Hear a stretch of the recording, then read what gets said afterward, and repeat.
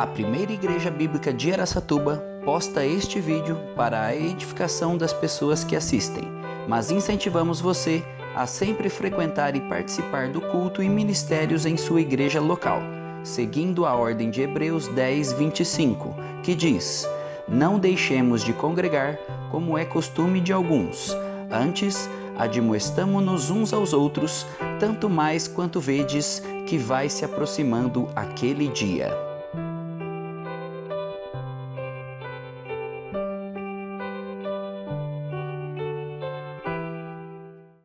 Hoje nós vamos falar sobre apostasia, o abandono da fé. Eu, na verdade, hoje devia estar pregando sobre os 5 solos. Eu vou guardar o solo escritura para o dia da Bíblia.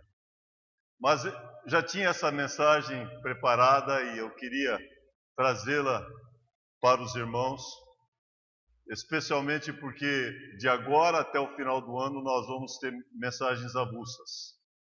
Isto é, nós vamos estar nesse mês inteiro dando ênfase em missões. Nós teremos não só o pastor Ricardo aqui pregando sobre missões, nós teremos também o pastor Dorival pregando sobre missões. Ele estará conosco não nesse próximo, mas no outro. Daí nós mesmo também vamos trazer uma mensagem de missões. Então o mês inteiro nós vamos aproveitar depois do dia de hoje. Mas hoje nós vamos para esse texto, muitas vezes difícil, que muitos até passam rapidamente por ele.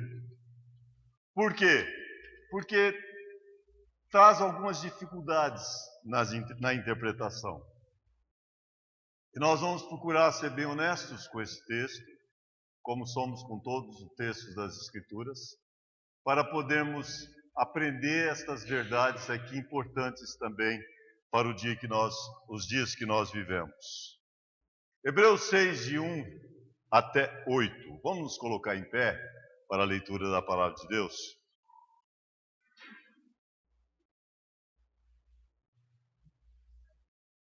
Por isso, pondo de parte os princípios elementares da doutrina de Cristo, deixemos-nos levar para aquilo que é perfeito, não lançando de novo a base de arrependimento, de obras mortas e de fé em Deus. O ensino de batismo, da imposição de mãos, da ressurreição dos mortos e do juízo eterno. Isso faremos, se Deus permitir. É impossível, pois, aqueles que uma vez foram iluminados e provaram o dom celestial e se tornaram participantes do Espírito Santo e provaram a boa palavra de Deus e os poderes do mundo vindouro e caíram. Sim, é impossível outra vez renová-los para o arrependimento, visto que de novo estão crucificando para si mesmos o Filho de Deus e expondo-os à ignomínia. Porque a terra absorve a chuva que frequentemente cai sobre ela e produz erva útil para aqueles por quem também é cultivado, e recebe bênção da parte de Deus. Mas se produz espinhos e abrolhos, é rejeitada, e perto está da maldição, e seu fim é ser queimado. Vamos orar. Senhor Deus e Pai, abre os nossos corações, as nossas mentes, para entendermos a Tua palavra.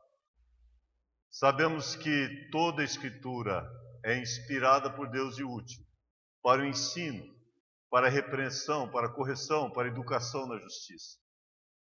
E mesmo esse texto que, embora seja um pouco difícil de entender, ele traz para nós ensinos importantes, alertas importantes. E pedimos que Teu Espírito possa pegar essas verdades e aplicá-las aos nossos corações nessa noite. Em nome de Jesus. Amém. Podem se assentar. Apostasia, o abandono da fé. A apostasia é o abandono da fé. O que comete apostasia, ele é conhecido como alguém que é apóstata. Os apóstatas geralmente parecem ser verdadeiros, parecem ser cristãos genuínos, mas não são. Nós poderíamos olhar muitos textos, mas nós já estudamos em 1 João sobre as pessoas que se infiltram em nosso meio, parecem ser cristãos, mas não são. Judas é o exemplo de alguém que estava com Jesus, entre os discípulos, e era um apóstata. Ele é o exemplo mais claro na Bíblia de alguém que participou de bênçãos espirituais, mas daí negou a Jesus. Aqui nesse texto nós temos a terceira advertência desse livro. Aqui está falando para pessoas que são convencidas e não convertidas. Deixa eu repetir isso porque parece, ao ler o texto, estar falando sobre alguém que realmente é convertido. Mas na verdade não está falando sobre alguém que é verdadeiramente convertido, mas alguém que está em nosso meio, que está até participando das bênçãos espirituais, mas não é verdadeiramente convertido. Nós tememos que a igreja cristã hoje, quando a gente vê o gráfico 30% de evangélicos, a gente fica contente e triste ao mesmo tempo. Porque o fato é que a grande maioria é só nominal. Não são crentes verdadeiros. A grande maioria é composta de pessoas convencidas e não convertidas. São poucos os verdadeiros, os fiéis. Aqueles que rejeitam as bênçãos de Deus correm o risco de endurecerem o seu coração, conforme nós vamos ver descrito aqui, de uma forma que se torna irreversível. Obviamente que somente aqueles que são endurecidos são aqueles que não são de fato cristãos. Então o texto se refere a pessoas que têm o conhecimento, mas não têm uma real conversão. O autor de Hebreus escreve primariamente a judeus que tinham esse conhecimento e não tinham realmente o conhecimento de Jesus de forma completa. Eles estavam ainda como nós falamos semana passada ou 2 semanas atrás, no ABC. Ainda estavam no leite. Eles ainda não tinham nenhum crescimento porque não podiam crescer, porque realmente não eram convertidos de fato. Vamos então olhar o nosso texto. Eu lembro de uma frase, era até uma propaganda no passado, aquele crente Denorex. Vocês lembram disso? Parece, mas não é. Aqui nesse texto, você pode pensar, está descrevendo o crente Denorex, que parece, mas não é. Os princípios elementares, versículos 1 e 2.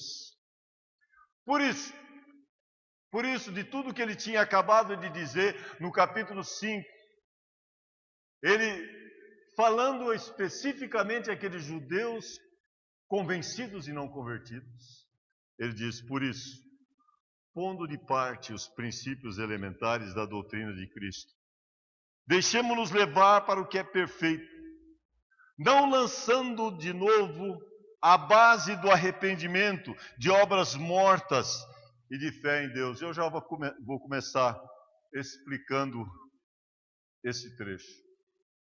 Aqui está falando sobre pessoas que têm um conhecimento, mas ainda é superficial. Aqui fala sobre um arrependimento, mas não é o verdadeiro arrependimento. Do arrependimento de atos que conduzem à morte, mas não é um verdadeiro arrependimento de mudança de vida. Não é um arrependimento completo, como em Atos 3,19, que diz: arrependei-vos, pois, e convertei-vos para serem cancelados os vossos pecados. Eu tenho água aqui.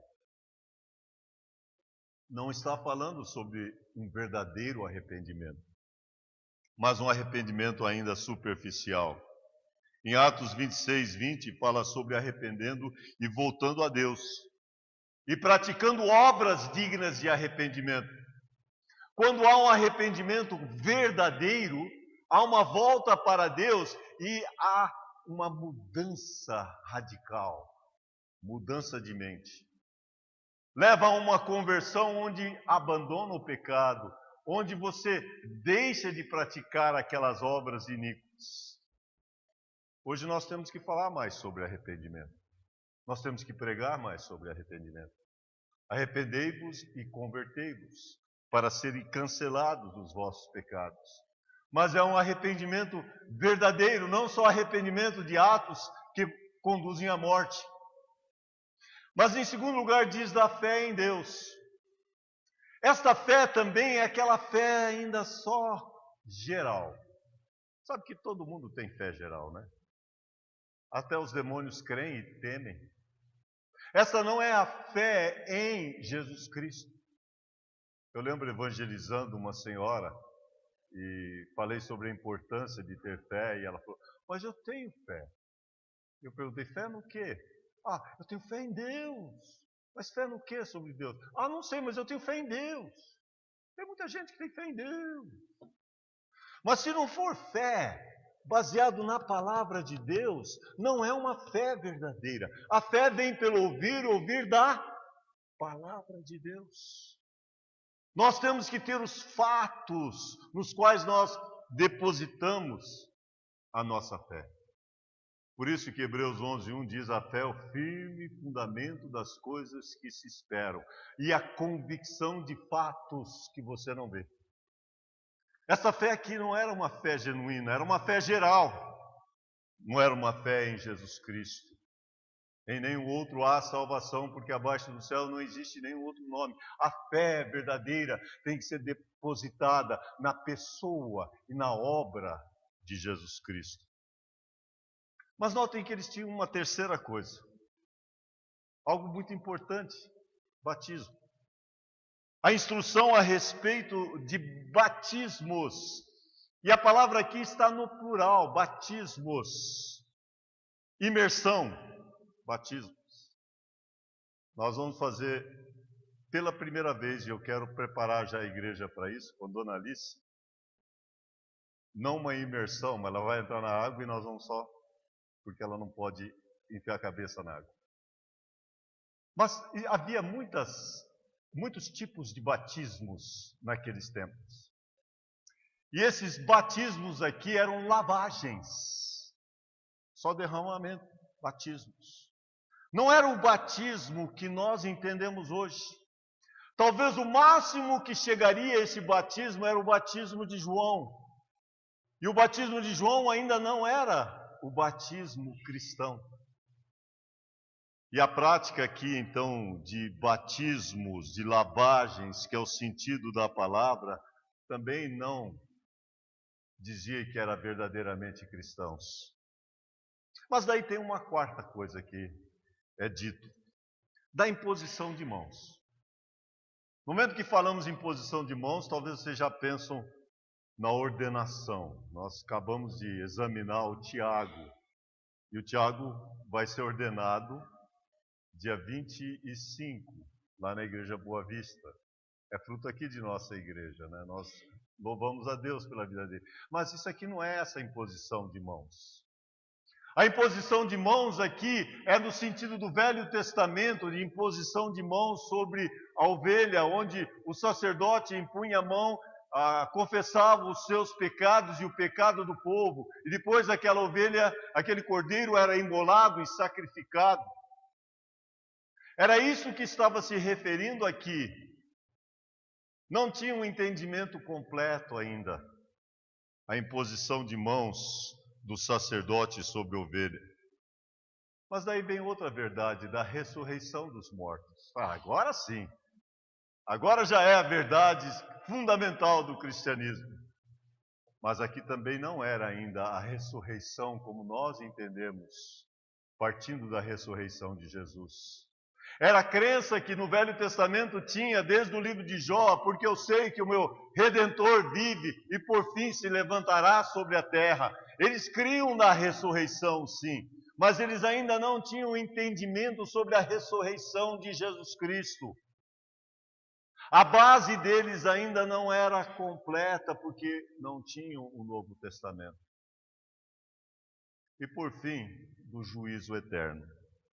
Até sobre o juízo, a ideia deles era uma ideia parcial.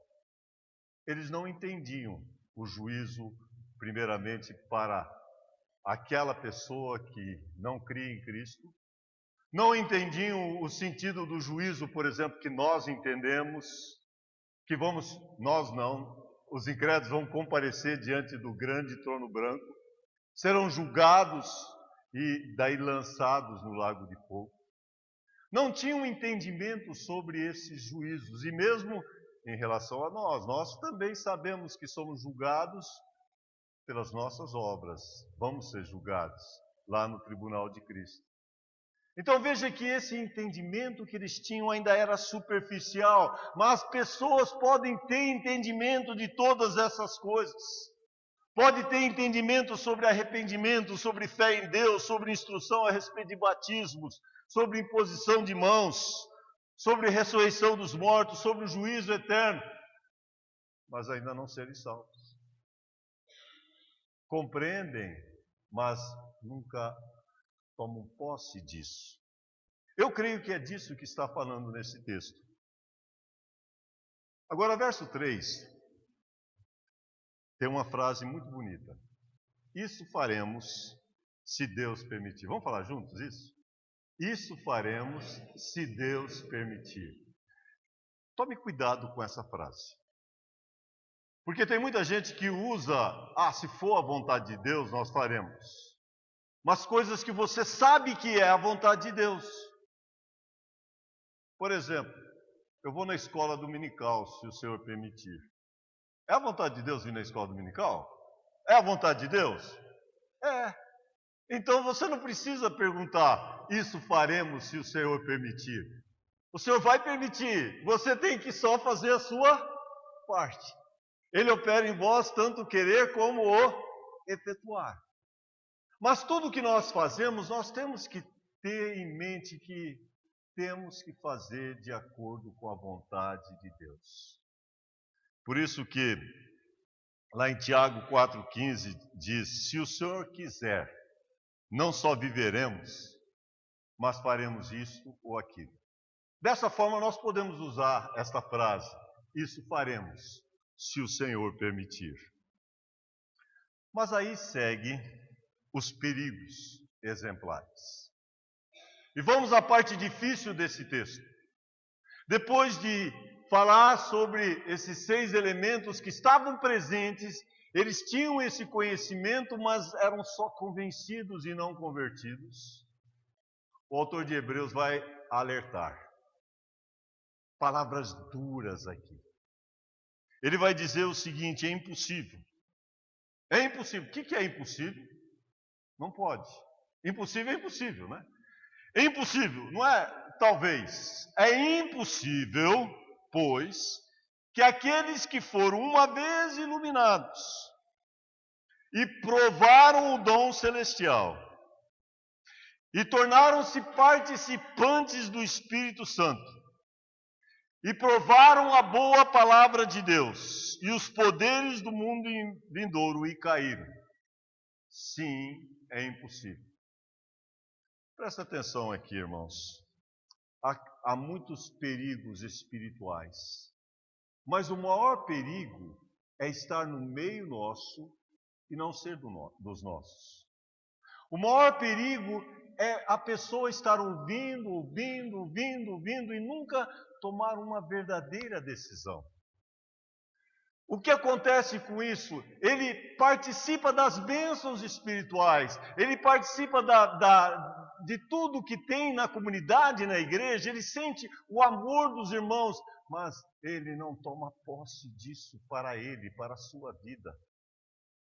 E por isso que o autor vai dizer, é impossível. Palavras tão difíceis. É impossível. Impossível o quê? A pessoa uma vez iluminada. Então vamos olhar cada uma delas. Uma vez iluminada. Aqui o termo é iluminado. Aqui não significa convertido. Aqui é alguém que teve o entendimento, mas não fez nada sobre aquilo. Não entregou a sua vida. O termo não é justificado. O termo não é regenerado. O termo não tem nada a ver com salvação de forma concreta. Aqui está falando de um conhecimento ainda superficial. Uma vez iluminados. Depois segue dizendo, e provaram. Provar. Provei. Agora eu vou tomar. Vocês não ficaram com vontade de tomar? Cara, acabou minha água já. No fim eu guardo um pouquinho para o final. É bem diferente quem só... De vez em quando minha esposa me dá uma coisa para eu comer, fala, só uma beliscadinha, hein? Aí ela até põe o dedo para eu não morder mais do que eu digo. Era só para experimentar. Quando dá algo para beber, é só um pouquinho, hein? Então só prova. Estas pessoas só tinham experimentado, só tinham provado um pouquinho, não tinham tomado. A mulher samaritana foi dita que se ela beber dessa água, jamais terá sede. Não é experimentar, provar. Ela tinha que beber da água. Irmãos, a vida eterna tem que ser tomada por completo. O perigo espiritual é a pessoa ficar só no superficial, experimentando, mas nunca tomando, nunca provando completamente, nunca bebendo, nunca comendo de Jesus. Então, uma vez iluminados e provaram só, não significa que eram verdadeiramente salvos. Diz ainda que se tornaram participantes do Espírito Santo. Sabe, é muito, muito fácil ser participante dos benefícios do Espírito Santo. O Espírito Santo agindo em nosso meio, trazendo alegria, trazendo às vezes cânticos, louvores, e a pessoa pode participar, mas ainda não ter o Espírito habitando dentro de você. Outro dia lá no SESI, a William, que alguns conhecem aqui, estava conversando com ele, falou, pastor, eu não sei se eu sou salvo. Ele já fez a decisão, já orou, mas eu não sei se eu sou salvo. Eu perguntei, mas você tem vontade de ler a palavra de Deus? Eu falei, sim, eu tenho. Eu e minha esposa estamos lendo agora juntos o livro de Romanos. Eu falei, é um sinal, um bom sinal. Porque se você é superficial e não conhece a Cristo verdadeiramente, só está provando e não está experimentando na sua vida, você não tem um desejo pelas coisas de Deus. Eu me lembro antes de aceitar Cristo, meus pais falavam para mim, antes de dormir, faz a sua leitura. Faz a sua leitura. E eu pegava lá, fazia a minha leitura. Mas não significava nada. Mas que diferença fez aos 16 anos depois que aceitei Jesus? Aí eu passei a ler com prazer a palavra de Deus. Você tem prazer na palavra? Se você tem prazer, isso é um sinal que você é verdadeiramente convertido e não só convencido. Porque tem muitas pessoas que passam anos e anos e só ficam aqui na igreja ouvindo o pastor pregar e nunca vão lá em casa ler a palavra, estudar a palavra, orar e ter prazer na palavra. Esses talvez são enquadrados como aqueles que só experimentaram, ouviram, foram iluminados, participaram até das bênçãos, mas ainda não eram verdadeiramente convertidos. Veja que continua dizendo no texto: experimentaram a bondade da palavra de Deus. participaram do Espírito Santo, verso 5 diz, e provaram a boa palavra de Deus. Experimentaram, em algum sentido, a palavra de Deus. Tinham sido ensinados, tinham até, talvez, mudado um pouco a sua vida, pautado em ensinos da palavra de Deus, mas ainda não era parte total de sua vida. Veja que o texto diz que haviam até experimentado dos poderes do mundo vindouro. Sabe o que isso significa? Eles tinham experimentado até o poder do reino de Deus, do poder daquele Deus Criador. Tinha experimentado alguma coisa, mas eu creio que ainda também aqui era de maneira superficial. Sabe por quê? O que diz a próxima sentença depois de toda essa descrição? Provaram da boa palavra de Deus e os poderes do mundo vindouro e caíram. Se caíram, é porque não eram verdadeiramente salvos.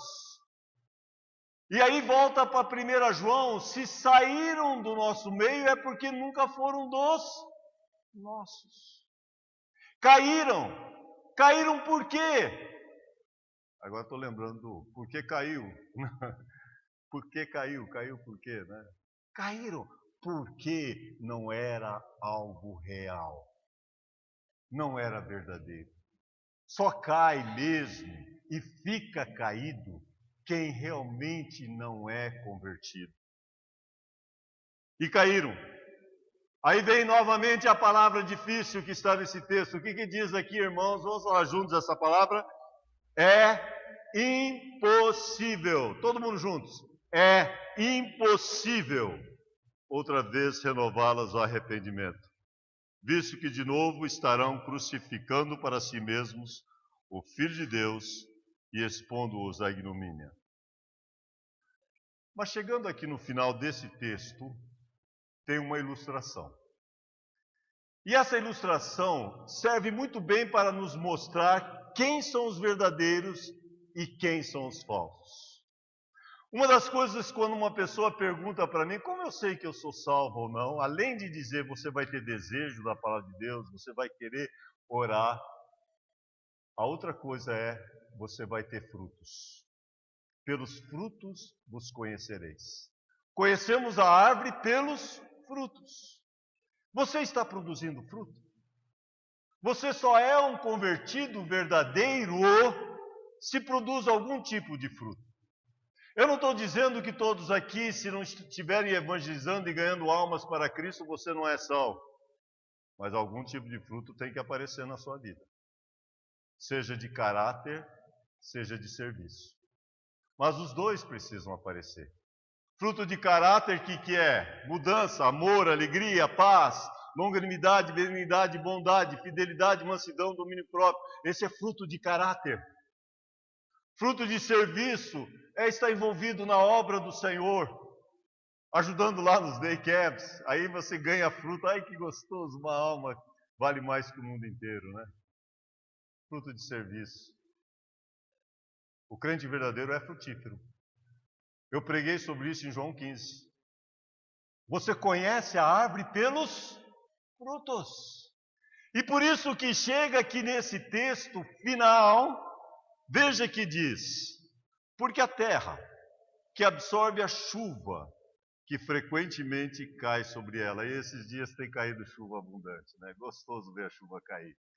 Nós estávamos querendo tanto chuva lá na Harmonia. Só que tem uma coisa quando chove. Tudo fica verdinho, bonitinho, mas tem uma coisa que cresce mais rápido ainda. O mato. De repente, cresce o mato. Tem muito mato lá, viu, Anderson? Minha esposa disse que ela não está aguentando mais na enxada agora, já está começando a vencer.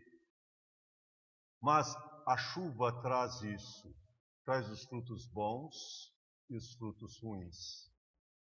Porque veja o que o texto diz, porque a terra que absorve a chuva que frequentemente cai sobre ela, produz erva útil, produz os frutos bons, para aqueles por quem é também cultivada e recebe a bênção da parte de Deus. Mas se produz espinhos e abrolhos, agora vem palavras duras, que nem João 15.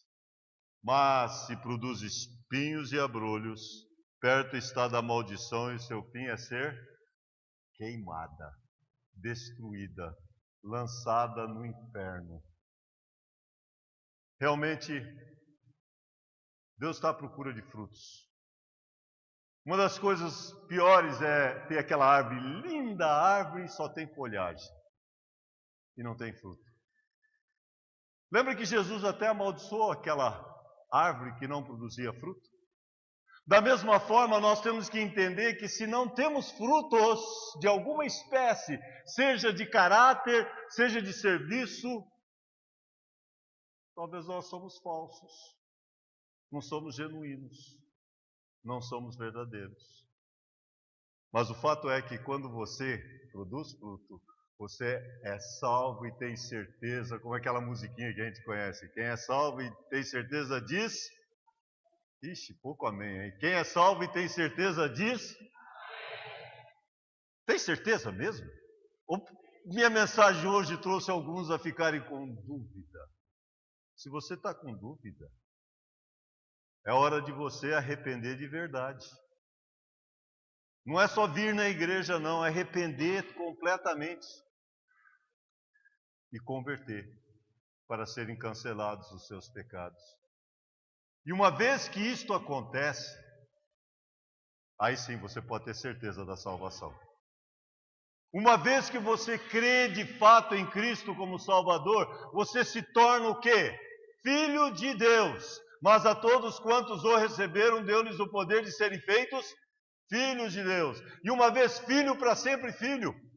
Quero ver um amém nisso. Uma vez filho, sempre filho. Melhorou um pouquinho.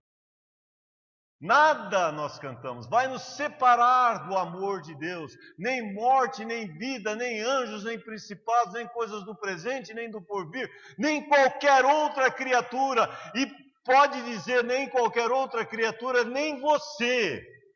Eu vi que você mencionou isso. Porque tem alguns hoje que dizem assim, a salvação de Deus está certo, não pode ser perdida, mas eu posso perder minha própria salvação.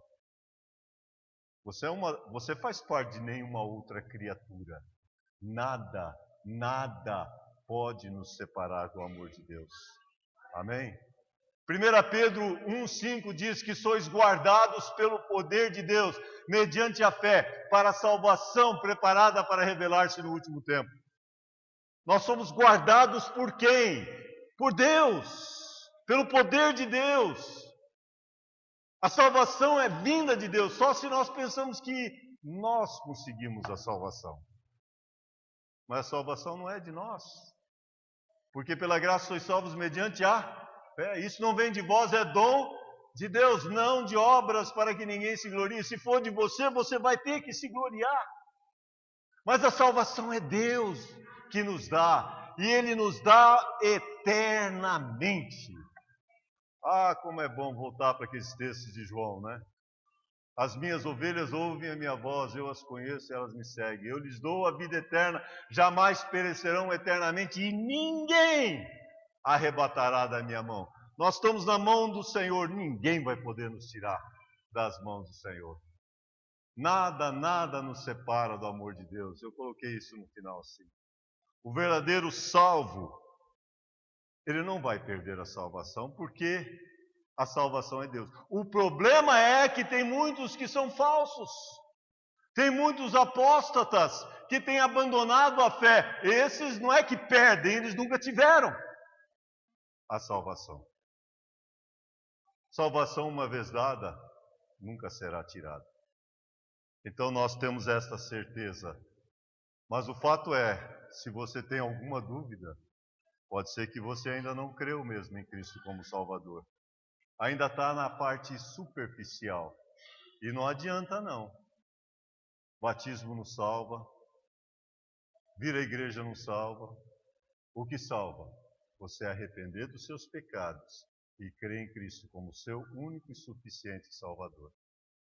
Vamos todos abaixar as nossas cabeças. Bondoso Deus, É um texto que nos alerta muito sobre esse perigo tão grande de estar na igreja e não ser parte da tua família. E pedimos que, se tem alguém aqui que está em dúvida se realmente faz parte da família de Deus, que possa crer em Cristo como Salvador pessoal, arrepender dos seus pecados, receber Jesus. Não ser só uma pessoa professa que fala que conhece a Cristo, mas não vive para Cristo. Não ser só uma pessoa convencida, mas realmente convertida, que tem mudança de vida. E, Pai, pedimos que o Senhor aplique esse texto aos nossos corações. Em nome de Jesus. Amém.